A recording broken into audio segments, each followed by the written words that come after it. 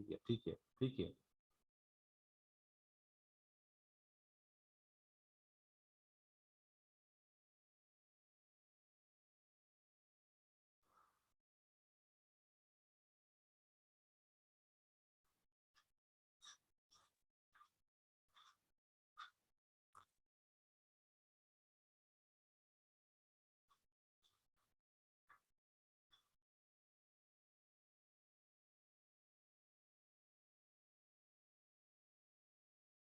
इसको बंद करूंगा यार।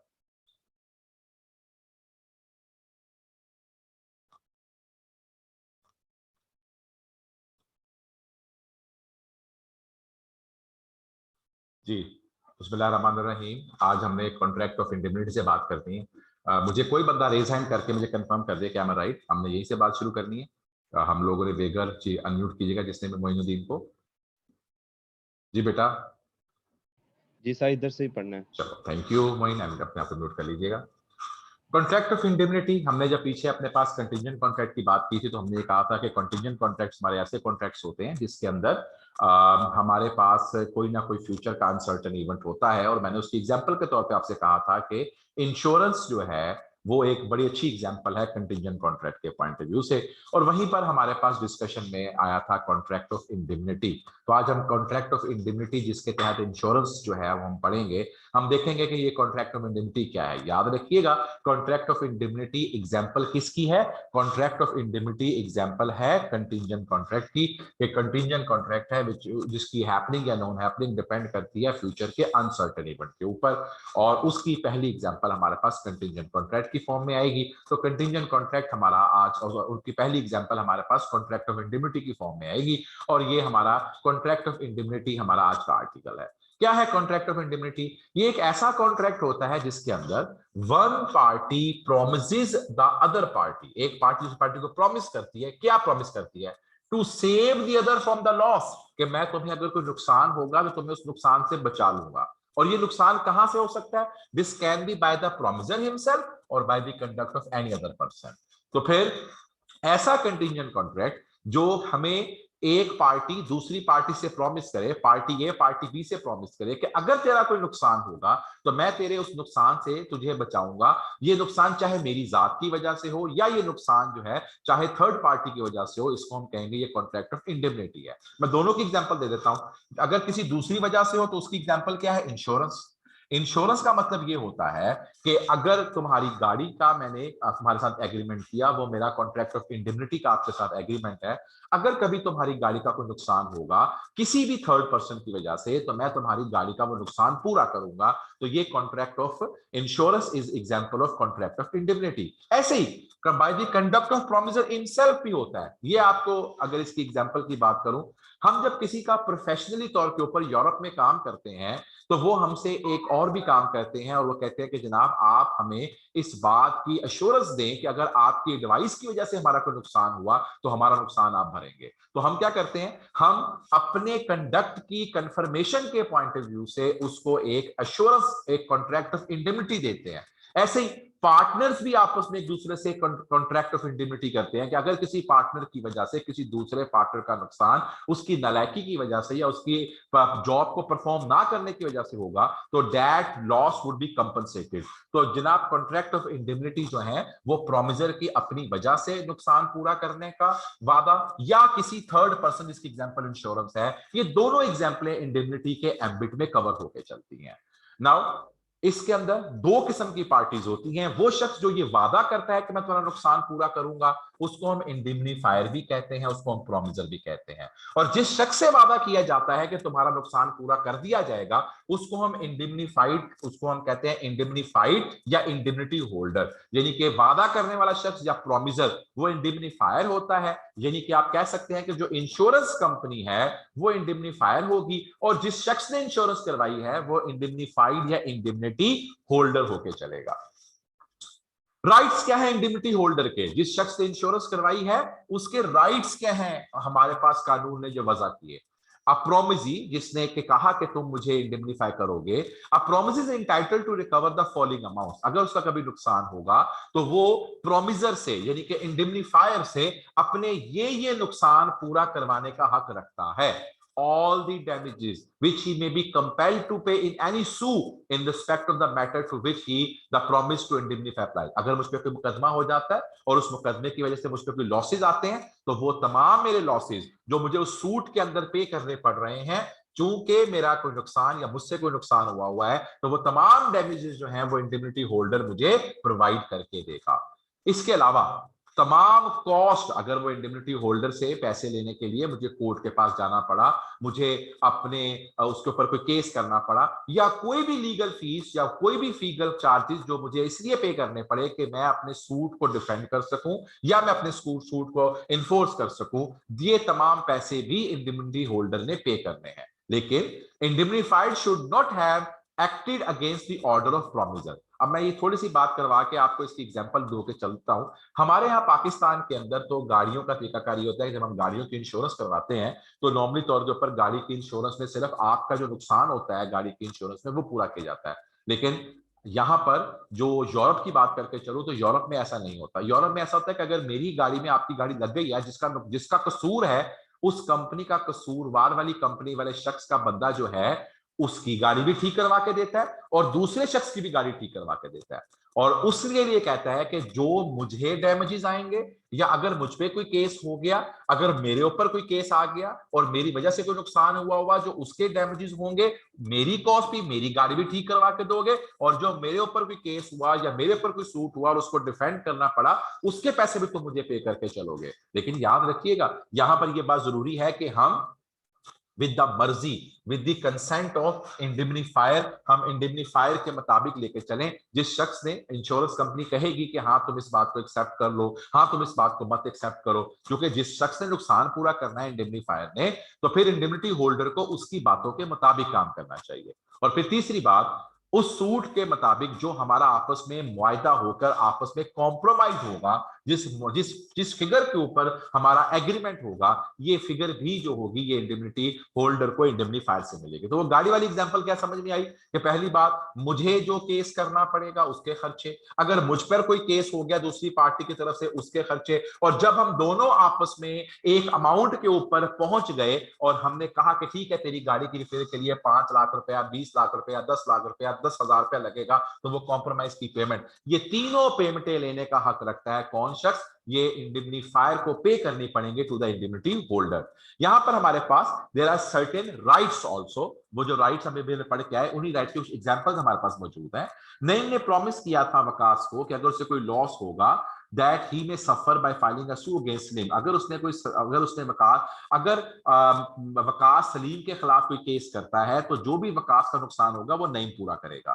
कोर्ट ने ऑर्डर किया वकास को कि वो सलीम को 50,000 रुपए के डैमेजेस दे, और जो मुकदमे के अखराजात है 10,000 रुपया, ये 10,000 रुपया भी वकास के जुम्मे पड़ गए। तो अब क्या कहता है, 10,000 रुपया जो है जो वकास के जुम्मे पड़ा, अगर तो उसने ये मुकदमा या ये केस नईम की मर्जी से किया था तो ये भी वो पैसे रिकवर करेगा, और ऐसे ही वो 50,000 रुपया जो कॉम्प्रोमाइज के ऊपर जाके हमारी एडजस्टमेंट हुई, ये भी वकास को पे करने पड़ेंगे और वो ये सारे पैसे नईम से लेके चलेगा। तो आपने देखा कि जब हम इंडेमनिटी फायर की बात करके चलते हैं और इंडेमनिफायर की मर्जी के मुताबिक केस करके चलते हैं या इंडेमनिफायर की मर्जी के मुताबिक प्रोसीडिंग लेके चलते हैं, तो फिर वो तमाम जो एक्सपेंसेस हैं जो उस मुकदमे से रिलेटेड है या वो तमाम एक्सपेंसेस जो कि उस नुकसान से रिलेटेड है, वो हमें इंडेमनिटी होल्डर को कौन देगा? इंडेमनिफायर देगा।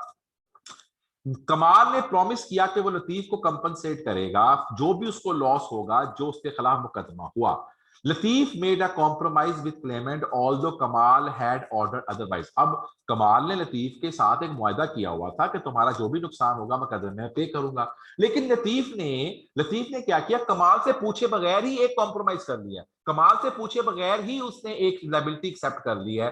कहता चूंकि यहां पर तुमने इंडेमनिफायर की मर्जी को नहीं लेके चले थे तो फिर आप इंडेमनिफायर से उस पैसे को रिकवर करने का हक नहीं रखते। आप अगर नोट करें, कभी अगर आपकी गाड़ी खुदा ना खास्ता कहीं नुकसान हो जाए, डैमेज हो जाए, हम इंश्योरेंस वाले बंदे को बुलाते हैं, वो आके तस्वीरें खींचता है, वो लॉस का क्लेम बनाता है, वो लॉस को देखता है कि इसका लॉस क्या है, और फिर उसके मुताबिक वो रिकमेंड करता है कि इस वर्कशॉप गाड़ी भिजवाओ। अगर मैं कहूं कि मैंने तो बताना नहीं था, मेरी गाड़ी की टक्कर हुई है, मैं जाके खुद ही वर्कशॉप में चला गया ठीक कराने के लिए, इसका मतलब कि आप ये काम इंडेमनिफायर की मर्जी से नहीं कर रहे। तो फिर कभी भी गाड़ी की इंश्योरेंस का अगर आपने क्लेम लेना हो तो आपको पहले इंश्योरेंस वालों को फोन करना पड़ता है कि मेरी गाड़ी का नुकसान हुआ है। इंश्योरेंस वाले अपना सर्वेयर भेजते हैं, वो सर्वेयर जाकर रिपोर्ट देता है और फिर इंश्योरेंस कंपनी बताती है कि आप फला मोटर्स पे गाड़ी भेज के अपनी गाड़ी ठीक करवा लें, आपका ये नुकसान हम पूरा कर देते हैं। फिर तो आपको पैसे मिल जाएंगे, गाड़ी ठीक हो जाएगी। लेकिन अगर आपने इंश्योरेंस वाले बंदे की बात नहीं मानी, अपने मुताबिक ही गाड़ी ठीक करवा ली, अपने मुताबिक ही मूव कर लिया, तो बेटा फिर याद रखें आप अपनी कॉस्ट रिकवर करने का हक नहीं रखते, क्योंकि आपने इंडेमनीफायर की मर्जी तस्लीम नहीं की थी। जनाब वाला, इंडेमनीफायर की लायबिलिटी कब स्टार्ट होती है? तो उसने कहा कि कानून ये कहता है कि कॉन्ट्रैक्ट जो है इसके ऊपर खामोश है कि किस वक्त इंडेमनीफायर की लायबिलिटी जो है वो बन जाएगी कि वो कंपनसेट करे। लेकिन एक आसान तरीकाकार इसको समझने का ये है कि चूंकि इंडेमनीफायर जो है, जिस दिन इंडेमनीफायर की लायबिलिटी बनेगी, जिस वक्त इंडेमनीफायर लायबल होगा, उसी वक्त ऑटोमेटिकली हमारे मुताबिक इंडेमनिटी होल्डर की लायबिलिटी भी क्रिएट हो जाएगी on the basis of judicial pronouncement. आपने पढ़ा था सोर्सेज ऑफ लॉ, तो हमने पढ़ा था कि जो कोर्ट के डिसीजन होते हैं वो भी कानून बन जाते हैं। तो कानून ने मुख्तलिफ फैसलों में ये लिखा है कि the liability of indemnifier commence as the liability of indemnity holder. Insurance company की लायबिलिटी उसी वक्त बन जाएगी जिस वक्त जिस शख्स के साथ नुकसान हुआ और उसकी लायबिलिटी क्रिएट हुई। तो इंडेमनीफायर की लायबिलिटी कंटिंजेंट है, डिपेंडेंट है इंडेमनिटी होल्डर के साथ। तो जैसे ही इंडेमनिटी होल्डर की लायबिलिटी बनेगी, उसी वक्त उसी के साथ ही इंडेमनीफायर की लायबिलिटी भी हमारी क्रिएट हो जाएगी। यहां पर उसने हमारे साथ एक और एग्जांपल की बात कर रहा है। मैं मल्टीपल एग्जांपल्स खुद करवा देता हूं, बाकी जो एग्जांपल छोड़ता हूं वो इसका मतलब नहीं कि सिलेबस में नहीं है, वो बिल्कुल चूंकि आसान और सिंपलीफाइड एग्जांपल्स होती हैं, इसलिए वो मैं आपके पढ़ने के लिए छोड़ देता हूं। प्लीज उनको पढ़ा करें और अगर कोई क्वेश्चन हो तो मुझसे जरूर पूछा करें। वजीर ने दौलत से कहा कि मैं तुम्हें स्पीड बोट्स दूंगा जो कि 10 मिलियन की हैं, अगर तुम लाइसेंस ले आओ। लाइसेंस कहां से लेके आना है? उसने कहा अगर तुम लाइसेंस क्लिफ्टन बीच से ले आओ, तुम जाओ क्लिफ्टन बीच से लाइसेंस ले आओ, मैं तुम्हें फिर उस लाइसेंस के बाद 10 मिलियन के पैसे दे दूंगा to buy the speed boats. Daulat agree कर गया और उसने लाइसेंस अप्लाई कर दिया, उसने फीस भी जमा करा दी।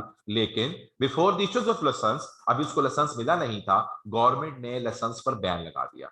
अब गवर्नमेंट चूंकि लाइसेंस बैन कर चुकी हुई है, अब उसको लाइसेंस नहीं मिलना। दौलत ने वजीर से कहा कि मुझे पैसे दो, चूंकि मैंने तो लाइसेंस के लिए एफर्ट की थी, तो मुझे अब तुम पैसे दो, मैंने स्पीड बोट्स देनी है। ओ भाई जाहिर सी बात है, तुमने जब तक उसकी कंडीशन पूरी नहीं की, तुम जब तक लाइसेंस लेके नहीं आए, तो वजीर की लायबिलिटी तो है वो तो क्रिएट ही नहीं होगी। तो यहां पर चूंकि दौलत ने अपनी कंडीशन जो थी, अपनी वो कंडीशन जो उसको पूरी करके चलनी थी, वो उसने कंडीशन परफॉर्म नहीं की, और जब तक दौलत जो कंडीशन परफॉर्म नहीं करता वजीर की लायबिलिटी नहीं होगी। तो इसलिए यहां पर वजीर पैसे मांगने के लिए, दौलत जो है वो वजीर से पैसे मांगने का हक नहीं रखता।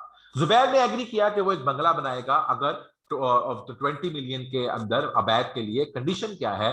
Payment will only be made after Munir and architect certify. अगर मुनीर ने इसको सर्टिफाई कर दिया, तुम्हारा प्लान उसने ओके कर दिया, तो मैं तुम्हें 20 मिलियन दूंगा। भाईजान ये बिल्कुल वैलिड कॉन्ट्रैक्ट है, लेकिन जब तक वो सर्टिफिकेट नहीं आएगा, उस वक्त तक मुनीर का सर्टिफिकेट नहीं आएगा, उस वक्त तक जुबैर की लायबिलिटी नहीं होगी। ये नॉर्मल एक थ्योरी का क्वेश्चन है जो कि हम मल्टीपल टाइम देख चुके हैं। Majid and Soomro money lender के पास गए। माजिद ने मनी लेंडर से कहा let Soomro have a loan of 50,000, तुम सोमरो को लोन दे दो 50,000 का, मैं तुम्हें वादा करता हूं कि मैं तुम्हें वापस कर दूंगा। अब जनाब चूंकि यहां पर आपने एक लोन की बात कही है, तो दर हकीकत क्या है, उस मनी लेंडर को माजिद जो है वो मनी लेंडर क्या बन गया? इंडेमनीफायर और इंडेमनिटी होल्डर, और माजिद क्या बन गया? इंडेमनीफायर।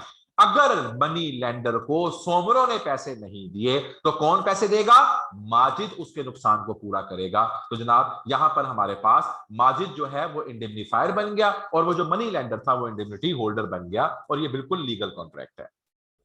जनाब यहां तक, इस बात तक हमारे पास इंडेमनिटी की बात थी। किसी को इंडेमनिटी की बात के ऊपर कोई प्रॉब्लम हो, किसी को इंडेमनिटी की बात पे कोई मसला मसाइल हो, तो you are being free to ask, आप मुझसे बात कर सकते हैं। रेज योर हैंड, मैं आपके क्वेश्चन का जवाब दूं।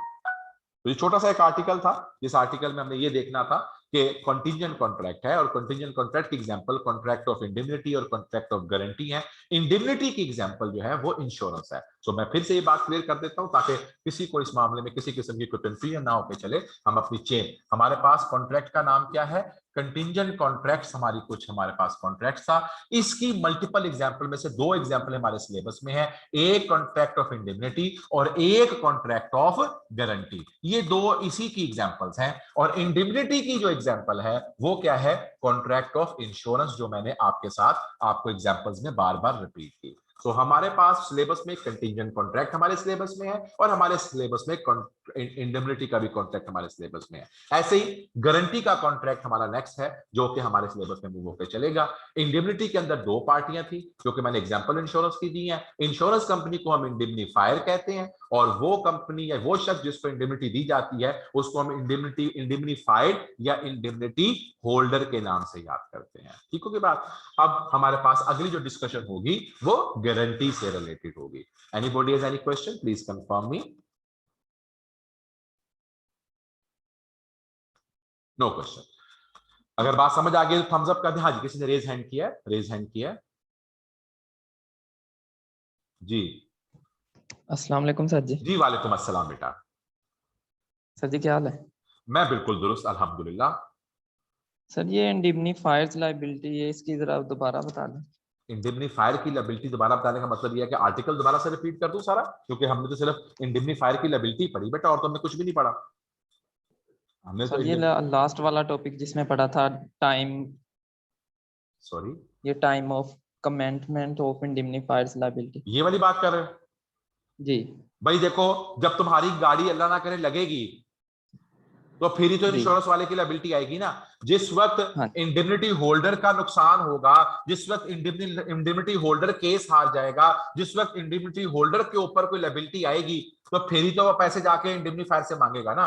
हम पूछ रहे थे इंडेमनीफायर की लायबिलिटी कब होगी, तो जवाब आया जब इसकी लायबिलिटी होगी इंडेमनिटी होल्डर की, उसी वक्त फिर इंडेमनीफायर की लायबिलिटी हो जाएगी। मैंने ये बात बताई आपको। ठीक है सर, थैंक यू। किसी और ने भी रेज हैंड किया, प्लीज देखिएगा, मुझे लगा था किसी और का रेजेंट आया था, अब नजर नहीं आ रहा। जनाब अपना रेजेंट खत्म ना कीजिए ताकि मुझे पता हो कि आपका क्वेश्चन है। आफाक अपने आप को म्यूट कर लीजिएगा प्लीज।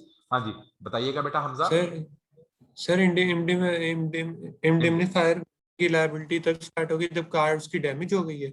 देखो ना, आप सिर्फ इंश्योरेंस को ही ना देख के चलो, आप पर एक केस है और मैंने वादा किया है कि अगर तुम्हारा नाम क्या है, हमजा, अगर हमजा तुम्हारे ऊपर जो केस हुआ है, अगर उस केस में तुम्हें कोई नुकसान या तुम्हें कोई कोर्ट तुम्हें लायबिलिटी डालेगी तो यार वो तुम्हें मैं इंडेमनीफाई करूंगा, तुम्हारा नुकसान मैं पूरा करूंगा। तो मैं तुम्हारा नुकसान कब पूरा करूंगा, जब तुम्हारे ऊपर कोर्ट कोई लायबिलिटी डालेगी। ऐसा ही है ना। अगर तुम पे कोर्ट ने कोई लायबिलिटी ना डाली तो फिर तुम्हारा कौन सा नुकसान हुआ जो मैं पूरा करूं। तो जब तक तेरी लायबिलिटी नहीं आएगी, जब तक तू नहीं कहेगा कि भाई पैसे दो, मुझे आगे पैसे देने पड़ रहे हैं, जब तक तुम नहीं कहोगे कि मुझे आगे लायबिलिटी के लिए मुझे कोर्ट ने कह दिया कि मैं लायबल हूं, तो भाई मैं तुम्हारी लायबिलिटी कैसे पे कर दूं। First you have to create your liability. तेरी लायबिलिटी होगी तो मेरी लायबिलिटी निकलेगी ना। Got the point. आपकी गाड़ी लगी तो आपने कहा मेरी गाड़ी ठीक करवानी है। भाई तेरी गाड़ी अब ठीक कराना, तेरी लायबिलिटी बन गई और तेरी गाड़ी लगेगी तो मैं गाड़ी ठीक कराऊंगा ना। गड्डी तेरी बिल्कुल ठीक कार पई है, तुम नहीं फोन करी जा रहा है निशान साहब गड्डी ठीक करा दो, तो गड्डी तो बिल्कुल ठीक है। यस सर, सही। ओके जी, माय प्लेयर बेटा, म्यूट कर लीजिएगा। ऐसे ही हमारे पास कॉन्ट्रैक्ट ऑफ गारंटी एक हमारे पास अगली एग्जांपल आती है और वो कॉन्ट्रैक्ट ऑफ गारंटी क्या है बेटा। कॉन्ट्रैक्ट ऑफ गारंटी की डेफिनेशन थोड़ी सी डिफर करती है from the contract of indemnity. Guarantee का जो वर्ड है, मैं ये वर्ड क्लियर कर दूं, हमारे यहाँ एक गलतुल आम है, हम लोग गारंटी और वारंटी इन 2 लफ्जों को एक ही मतलब में इस्तेमाल करते हैं, जबकि ऐसा हरगिज नहीं है। लफ्ज गारंटी और वारंटी में फर्क है। एक वर्ड है इसे कहते हैं गारंटी और एक वर्ड है इसे कहते हैं वारंटी। वारंटी और गारंटी लोग इकट्ठा इस्तेमाल कर देते हैं। याद रखिएगा, वारंटी हमेशा गुड्स की दी जाती है, किसी प्रोडक्ट की दी जाती है, किसी गुड्स की या किसी प्रोडक्ट की, कि वो दुरुस्त काम करेगी, उसकी लाइफ क्या होगी और वो काम कैसे परफॉर्म कर सकेगी, उसे कहते हैं वारंटी। जबकि किसी ह्यूमन की, किसी इंडिविजुअल की, जब भी हम बात करेंगे किसी इंडिविजुअल की क्या दी जाती है, हमेशा गारंटी। तो गारंटी किसी इंडिविजुअल की दी जाती है, उस इंसान की, उस पर्सन की।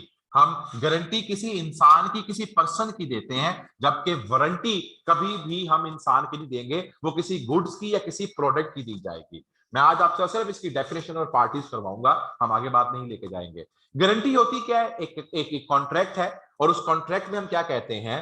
अ contract to perform the promise और discharge the liability of third party. मैं तीसरी पार्टी के बिहाफ पे कहता हूं, मैं हूं जीशान, मैं कहता हूं अहमद को कि भाई, मैं अहमद को कि जनाब जुनेद साहब ने आपको 1 लाख रुपया देना है, मैं गारंटी करता हूं अगर इन्होंने लाख ना दिया तो मैं दे दूंगा। मैं गारंटी कर सकता हूं अहमद साहब को कि जुनेद साहब ने आपके लिए ये किताबें लेके आनी है, अगर ये किताबें ना लेके आए तो मैं गारंटी करता हूं कि ये किताबें मैं आपको ला दूंगा। इसमें आप नोट करें, जुनेद साहब ने एक काम करना है, वो काम अहमद साहब के लिए होना है, और मैं गारंटी दे रहा हूं। तो ये जो गारंटी होती है किसी के प्रॉमिस को परफॉर्म करने की या उसकी लायबिलिटी को डिस्चार्ज करने की कंफर्मेशन होती है। 3 लोग आ गए, एक्चुअली वो लाख किसने जाना था? जुनेद साहब ने। तो जुनेद साहब को क्या कहेंगे? ये बेसिकली तौर पे डेटर हैं, बेसिकली तौर के ऊपर ये बेसिकली तौर के ऊपर डेटर हैं, जिनकी के the person in respect of whom default guarantee is given. अगर जुनेद साहब पैसे नहीं देंगे तो फिर मैं पैसे दूंगा, तो हम जुनेद साहब को क्या कहेंगे कि वो डेटर हैं। और हम गारंटी दे किसको रहे हैं? अहमद साहब को। तो इनको कहेंगे कि ये क्या है? ये क्रेडिटर हैं। तो जुनेद साहब डेटर बन गए, जिन्होंने काम वो एक्चुअल परफॉर्म करना था, जिनके लिए परफॉर्म करना था वो क्रेडिटर बन गया, जिसके लिए ये काम परफॉर्म होना था। और जिशान जो गारंटी दे रहा है, जिसने गारंटी दी है, उसका टेक्निकल नाम क्या है? श्योरिटी। गारंटी देने वाले शख्स को हम क्या कहते हैं? श्योरिटी। तो फिर जिस शख्स की एक्चुअल लायबिलिटी होती है उसको डेटर कहते हैं, जिस शख्स ने काम करना है, जिस शख्स के लिए काम करना है, उसको हम क्रेडिटर कहते हैं, और जो गारंटी देता है उसको हम श्योरिटी कहते हैं। बेटा कॉन्ट्रैक्ट ऑफ गारंटी के अंदर जरूरी नहीं है कि श्योरिटी को भी कंसीडरेशन मिले। आप एक्सेप्शन पढ़ के आए हुए हैं। टू क्रिएट द गारंटी, कानून कहता है मैंने माफ किया, मेरे लिए यही बहुत बड़ी मेरी कंसीडरेशन है कि मेरी वजह से जुनेद साहब अहमद साहब के लिए काम कर देंगे, या मेरी वजह से जो मुआयदा हो रहा था जुनेद साहब और अहमद साहब का, वो मेरी गारंटी की वजह से हो गया। तो कंसीडरेशन का होना जरूरी नहीं है श्योरिटी का या जिसको और प्रिंसिपल डेटर का, क्योंकि देखा जाए तो गारंटी कौन दे रहा है? श्योरिटी। किसके लिए दे रहा है? जुनेद साहब के लिए। इन दोनों के माबैन जरूरी नहीं है कि आपस में कोई कैश का या कोई कीमत का तायुन हो। हम ये गारंटी खिदमत खलक मुफ्त में भी दे सकते हैं, और यहां पर कंसीडरेशन का होना जरूरी नहीं है। अब यहां पर एक अहम चीज है, और वो है हमारे कितनी किस्म के एग्रीमेंट्स हैं। अगर आप नोट करें तो हमारे 3 किस्म के एग्रीमेंट्स बनते हैं कॉन्ट्रैक्ट ऑफ गारंटी के अंदर। पहला, डेटर और क्रेडिटर। भाई देखें, भाई जुनेद साहब का एग्रीमेंट हुआ होगा अहमद साहब के साथ कि उन्होंने उनको 1 लाख देना है। ये था इनका प्रिंसिपल कॉन्ट्रैक्ट कि जुनेद साहब ने अहमद साहब को 1 लाख देना है। तो this is the first contract. दूसरा कॉन्ट्रैक्ट किसका हुआ? श्योरिटी का विद द डेटर। श्योरिटी का विद द डेटर क्या कॉन्ट्रैक्ट हुआ? अब आ गया यहां पर इस जगह पर आ गया जिशान। अब जिशान का अगर जिशान की बात करें तो उसके 2 लोगों से मुआहदे हैं। एक उसका मुआहदा जुनेद साहब से है, और एक उसका मुआहदा जो है वो अहमद साहब से है। अहमद साहब से मुआहदा ये है, जो है मुआहदा बिटवीन श्योरिटी और क्रेडिटर, कि अगर तुम्हें जुनेद साहब ने पैसे ना दिए तो मैं पैसे दूंगा। ये क्या है? ये इनका जो अहमद साहब और जुनेद साहब का मुआहदा था, ये इनका प्रिंसिपल डेट का मुआहदा था। जो मैंने यहां पर वादा किया है, ये मेरा मुआहदा है गारंटी का। किसका मुआहदा है? गारंटी का। मैं गारंटी दे रहा हूं अहमद साहब को, जुनेद साहब की, कि अगर उन्होंने पैसे ना दिए तो मैं पैसे दूंगा। तो जनाब ये श्योरिटी का मुआहदा। एक और मुआहदा भी है, और वो किसका है? जिशान का जुनेद साहब से, कि अगर आपने पैसे ना दिए, आपके इस पैसे ना देने की बिना पर मुझे पैसे देने पड़ेंगे, तो इसका मतलब मेरा नुकसान हो जाएगा ना। जो मेरा नुकसान होगा ना जुनेद साहब लाख रुपए का, वो मुझे आप पूरा करके चलेंगे। तो भाई जो ये डेटर और क्रेडिटर के दरमियान मुआहदा था, ये इनका डेट का मुआहदा था। जो जिशान का जो अहमद साहब से मुआहदा हुआ, ये इनका गारंटी का मुआहदा था कि अगर उन्होंने पैसे ना दिए जुनेद साहब ने, मैं दूंगा। और जो जिशान का जुनेद साहब से मुआहदा हो रहा है, वो इंडिमनिटी का मुआहदा है कि अगर आपके पैसे ना देने पर मुझे पैसे देने पड़ गए तो मेरा नुकसान आप पूरा करेंगे। तो बेटा 3 किस्म के मुआहदे जो हैं वो हमारे आपस में एक दूसरे के साथ होते हैं। मुआहदे का रिटर्न होना जरूरी नहीं होता। और वो तमाम मुआहिदे की, वो तमाम कॉन्ट्रैक्ट के जो एसेंशियल्स होते हैं, जो कॉन्ट्रैक्ट के पॉइंट ऑफ व्यू से लिखे जाते हैं, वो तमाम एसेंशियल जो है वो यहाँ पर भी एग्जिस्ट करके चलेंगे। एसेंशियल और valid contract including consideration like all the other contract, contract of guarantee के अंदर तमाम एसेंशियल होने चाहिए, इसमें कंसिडरेशन होनी चाहिए, और जरूरी नहीं कि कोई डायरेक्ट कंसिडरेशन हो। जिशान के लिए यही बहुत बड़ी कंसिडरेशन है कि मेरी वजह से डेटर का बेनिफिट हो रहा है, मेरी वजह से जुनैद साहब को अहमद साहब के साथ मुआहिदा हो रहा है। तो भाई मुआहिदे के एसेंशियल सारे होंगे, लेकिन जरूरी नहीं है कि जिशान को इस मुआहिदे में रुपया पैसा मिले। जिशान के लिए यह भी काफी और सफिशिएंट कंसिडरेशन है कि मेरी वजह से जुनैद साहब को ये मुआहिदा या ये पैसे मिल रहे हैं। गारंटी में किसी किस्म की एम्बेजलमेंट या किसी किस्म की दो नंबरी या किसी किस्म की कंसीलमेंट नहीं हो सकती। ये ना हो अहमद साहब और जुनैद साहब आपस में मिल जाएं, वो कहें जिशान को फंसाते हैं, तू वायदा कर ला, मैनू पैसे पूसे कोई ना दई, मैं रोड़ा पा दांगा, आप ही जिशान पैसे देगा, फिर देखा जिशान ना क्यों है। भाईजान इस तरह की कोई दो नंबरी करनी है ना, अगर इस तरह का कोई फ्रॉड करना है ना और मुझे पता चल जाए, तो भाईजान फिर वहां पर कॉन्ट्रैक्ट ऑफ गारंटी एग्जिस्ट नहीं करके चलता। तो भाईजान यहां तक हमारी आज की डिस्कशन है, जिसके अंदर दोनों पॉइंट्स पढ़ाने जरूरी थे। तो फिर आपने देखा कि गारंटी और इंडेमनिटी में फर्क है। इंडेमनिटी एक और चीज का नाम है, गारंटी किसी और चीज का नाम है। पहली बात, गारंटी को वारंटी से कंफ्यूज नहीं करना। गारंटी में तीन पार्टियां हैं, एक डेटर होता है जिसने कोई काम करना होता है, क्रेडिटर होता है जिसके लिए काम करना होता है, और गारंटर, गारंटी देने वाले शख्स को श्योरिटी कहते हैं, जो कि डेटर के काम के करने की गारंटी देता है किसको, क्रेडिटर को। और इनके दरमियान आपस में तीन किस्म के मुआहिदे जो हैं वो इकट्ठे होते हैं। एक मुआहिदा जिशान का मुआहिदा होगा, जो एक सबसे पहला प्रिंसिपल मुआहिदा किसका होगा, अहमद साहब और जुनैद साहब का, आपस में एक दूसरे को लाख रुपए देने का। दूसरा मुआहिदे और तीसरा मुआहिदा गारंटी वाले शख्स जिनके श्योरिटी का होगा, वो गारंटी देगा किसको, क्रेडिटर को, और वो इंडेमनीफाई का राइट रखता है किससे, जिसके बिहाफ पर उसने गारंटी दी होती है। बाकी तमाम चीजों की कहानी वैसे ही है। आपके लिए मुआहिदा का लिखना जरूरी नहीं है, वर्बल भी हो सकता है। तमाम एसेंशियल्स और वैलिड कॉन्ट्रैक्ट होने चाहिए। कंसीडरेशन जो है जिशान के लिए सफिशिएंट कंसीडरेशन है, श्योरिटी के लिए सफिशिएंट कंसीडरेशन है कि उसकी गारंटी देने से डेटर का काम हो गया। किसी किस्म की मिसरिप्रेजेंटेशन, धोखा, कंसीलमेंट, फ्रॉड, अगर आपने मुझसे कोई बात छुपाई है, गारंटी देने वाले से पूरी कॉन्ट्रैक्ट की हैयत नहीं बताई, गारंटी देने वाले को आपने धोखा दिया है, उसके साथ आपने कोई चीज जो है वो गलत बयानी की है, तो भाईजान फिर वो गारंटी इनवैलिड हो जाएगी। तो जनाब ये थी हमारी आज की बात, जिसके अंदर हमने कॉन्ट्रैक्ट ऑफ गारंटी और इंडेमनिटी को बेसिक समझना था। इंशाल्लाह ताला हम अपने नेक्स्ट लेक्चर के अंदर गारंटी की ही फिर टाइप्स और बाकी बातों को लेकर चलेंगे। कुछ लोगों ने यहाँ पे क्वेश्चन किया है, हम क्वेश्चन लेंगे और फिर कंक्लूड करेंगे। जी पूछिएगा। मोइनुद्दीन सर अगर श्योरिटी की डेथ हो जाए तो उसके छोड़ लीगल देना है, अभी छोड़ दें, ये बातें आगे जाएंगी। ये बातें इस जब मैंने गारंटी पूरी नहीं पढ़ाई, मैंने सिर्फ इंट्रोडक्शन दिया है। तो गारंटी के अंदर क्या कौन कौन कब कब डिस्चार्ज होगा, कैसे डिस्चार्ज होगा, ये अगली बातें हैं। ठीक है, ठीक राना अजीम मेरा भी यही क्वेश्चन था सर। बंद कर दें जी। तो बेटा बिल्कुल अभी आपके क्वेश्चन का मैं जवाब नहीं दे रहा, बंद करें इसको प्लीज। मैंने अभी गारंटी की टाइप्स करवानी है, और फिर टाइप्स करवाने के बाद जो आप बात कर रहे हैं ये देखें, श्योरिटी के राइट्स क्या हैं, श्योरिटी की लायबिलिटीज क्या हैं। तो ये टॉपिक हमारा अगला है, क्योंकि मैं आज आपके साथ गारंटी पर इसके ऊपर बात नहीं करना चाहता, ताकि आप कंफ्यूज ना हो। जी बात कीजिएगा, देखिएगा किसी का हाथ खड़ा है। अस्सलाम वालेकुम। वालेकुम अस्सलाम। सर प्लीज आज का लेक्चर अपलोड करवा दीजिए। यार ये बात मुझसे ना किया करें, ये बात टीए से करने वाली है। ये अगर हर लेक्चर अपलोड करेंगे तो फिर हमारी क्लास से कौन पढ़ेगा। नहीं सर, नेट अभी आया है।